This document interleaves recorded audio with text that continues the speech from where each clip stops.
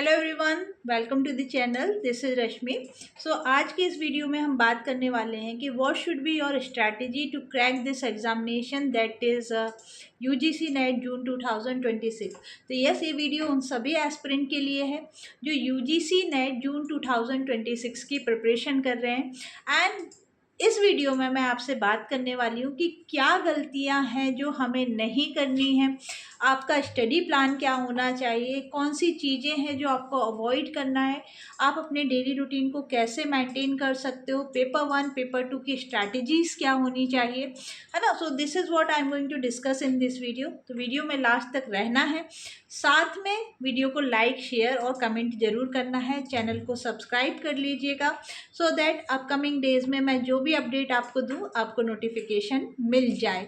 Okay, तो start करते हैं। सबसे मतलब मैन जो चीज़ होती है ना कि the mistake that we are making, कौन सी गलतियां हैं जो हम अभी कर रहे हैं जो हमें नहीं करना चाहिए, उनकी बात कर लेते हैं, आगे फिर बाद में चलेंगे।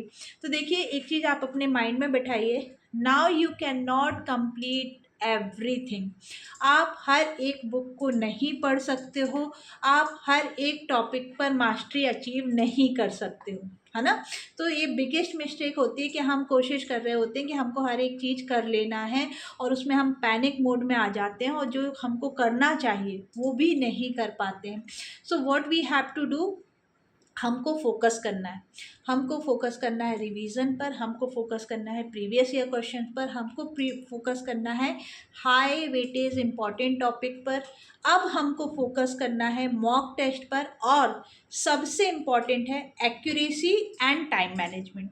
इन चीज़ों पर यदि आपने फोकस कर लिया इन last 15 days, believe me you are going to crack this examination. So final days की जो प्रिपरेशन होनी चाहिए, it should be smart preparation instead of your hard preparation.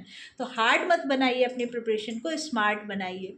Last 15 days की जो साइकिल है उसको हम उसमें ग्रुप में डिवाइड कर सकते हैं, 5 5 5 डेज।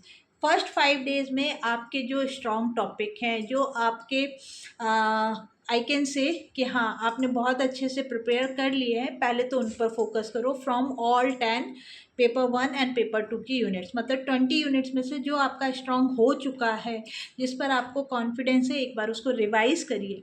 बेनिफिट क्या होगा, ये आपको और कॉन्फिडेंस देगा, और ज़्यादा कॉन्फिडेंस आएगा, है ना। तो ये शुरू के 5 डेज उस रिवीजन पर डालिए।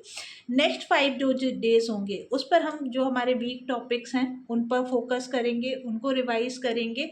और लास्ट के जो 5 डेज होंगे उन पर हमको फॉर्मूला रिवाइज करना है, उन पर हमको फुल सिलेबस में जो हमने छोटे छोटे से नोट्स बनाए हुए हैं उन पर फोकस करना है, और साथ में फुल लेंथ मॉक टेस्ट पर फोकस करना है।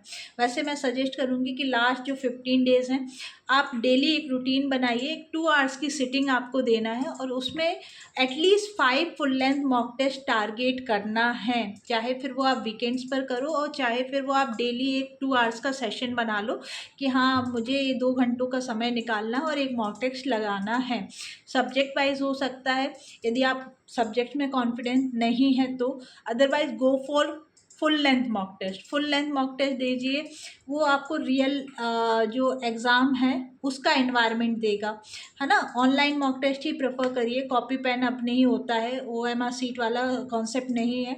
तो online full length mock test दीजिए, करेक्ट। तो यदि मैं बोलूँ स्पेसिफिकली पेपर 1 के लिए क्या करना है, पेपर 1 की जो कोर यूनिट है कौन सी है, टीचिंग एप्टीट्यूड है, रिसर्च एप्टीट्यूड है, लॉजिकल रीजनिंग है, आईसीटी है, कम्युनिकेशन है, हायर एजुकेशन है, इनको पढ़िए।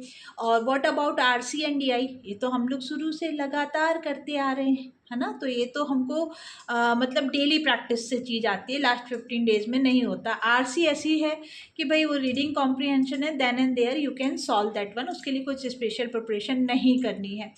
लेकिन पेपर 1 में टारगेट करने हैं 30 to 40 क्वेश्चन। जो स्टूडेंट ने 30 to 40 क्वेश्चन ले आए, you are going to qualify this examination. एक बार पेपर 2 की एक यूनिट प्रिपेयर मत करना, एक टॉपिक प्रिपेयर मत करना, बट पेपर 1 को फोकस करना।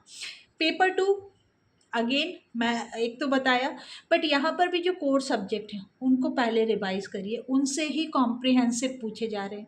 कोर यूनिट कौन से हैं, कोर सब्जेक्ट कौन से हैं? Operating system, DBMS, computer networks, COA, digital, आपका हो जाएगा compiler design, then you have TOC, है ना। इन पर फोकस करो। Core subject software engineering scoring है ना, लेकिन जो प्रिडिक्टेबल नहीं है, जैसे प्रोग्रामिंग प्रिडिक्टेबल नहीं है, तो उन पर ज़्यादा मेहनत नहीं करनी है।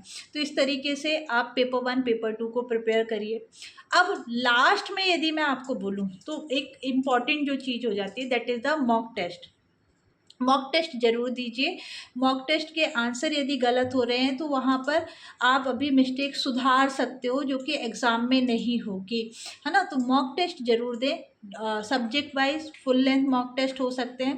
And final words are this, कि आप अपने जो मोटिवेशनल मैं बोलना चाहती हूँ कि अब आपको डीमोटिवेट नहीं होना है ना। यदि आप प्रिपेयर कर रहे हो तो आपको स्मार्ट रिवीजन पर फोकस करना है, accuracy, mock test and proper strategy को लेकर चलना है। What you can do, keep your mindset positive. ठीक है, जो भी पढ़ा उसको एक बार आप नोट डाउन कर लो कि हाँ, this is what I have done, these are the my strong point. तो उससे जितनी भी नेगेटिविटी है वो अपने आप चली जाएगी। तो यदि आपके दिमाग में नेगेटिव थॉट्स आ रहे हैं, सबसे पहले इनको रिप्लेस करिए। नेक्स्ट 15 डेज़ अपने हेल्थ पर फोकस करना है, फालतू आउटसाइड ईटिंग या फिर ज़्यादा स्ट्रेस नहीं देना है, ताकि हमारा माइंड कूल रहे ड्यूरिंग द एग्जामिनेशन। और फिर भी आप यदि कोई मिस्टेक कर रहे हो तो उनको नोटबुक में नोट डाउन करो। You can come to me, I will solve that one. ठीक है, तो पॉजिटिव माइंडसेट रखिए। लास्ट जो टाइम होता है ना, ये परफेक्शन में नहीं जाना है, सिर्फ कंसिस्टेंसी मेंटेन करना है, और इस कंसिस्टेंसी के साथ आप इस एग्ज़ाम को क्वालिफाई कर सकते हो। तो यदि आपको लगता है ये वीडियो आपके लिए हेल्पफुल है, वीडियो को लाइक करना है, चैनल को सब्सक्राइब करना है।